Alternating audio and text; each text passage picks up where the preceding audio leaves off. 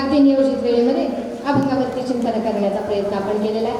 तोच काल्याचा प्रसाद आपल्याला ग्रहण करायचा आहे. अगदी नियोजित वेळेच्या वेळेमध्ये सेवा संपन्न करण्याचा प्रयत्न केला. 7 दिवस सर्वांनी ज्यांनी चटया टाकण्यापासून स्वयंपाक बनवण्यापर्यंत खरंच स्वयंपाकामध्ये दररोज जे मदत करतात त्या सगळ्या भावंडांसाठी एकदा जोरदार टाळी वाजवा. 8 दिवसांच्या अन्नदात्यांसाठी एकदा जोरदार टाळी वाजवा. फार सुंदर. आणि इथे सगळी कामं पाहणारी ही जी पंच कमिटी नियोजन लावते त्यांच्यासाठी सुद्धा एकदा जोरदार टाळी वाजवा. आमचे महाराज मंडळी एकदा गोड जोरदार टाळी. आणि आता तुमच्या स्वतःसाठी तुम्ही भाग्यवान आहेत म्हणून स्वतःसाठी एकदा जोरदार टाळी वाजवा.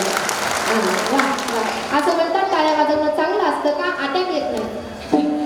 नाही तर असं तर गेले. बरोबर, टाळी वाजवली पाहिजे. टाळी वाजवल्याने काय होतं माहिती का तुम्हाला? स्वतःच्या आपल्या हातात रेषा असतात, त्या रेषा बदलतात. कशाने? टाळी वाजवल्याने. मग टाळी वाजवायची. मग तुम्ही म्हणता ताई आम्ही एवढं भाग्यवान. ज्यांच्या भाग्याच्या असतील त्यांच्या भाग्याच्या होतील का नाही? ते काम आहे, त्याच्यामुळे टाळी वाजवली पाहिजे. टाळीचे पार अनेक सारे फायदे. चला ऐका, त्या ठिकाणी नियोजित वेळेमध्ये सेवा पूर्ण करण्याचा प्रयत्न केला.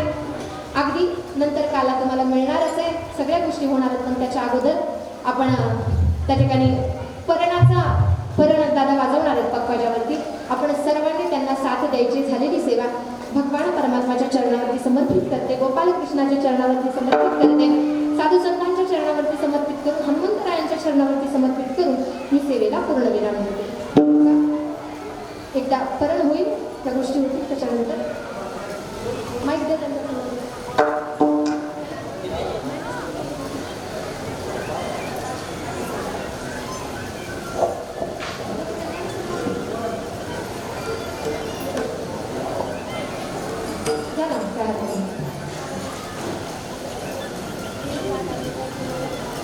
Let's go.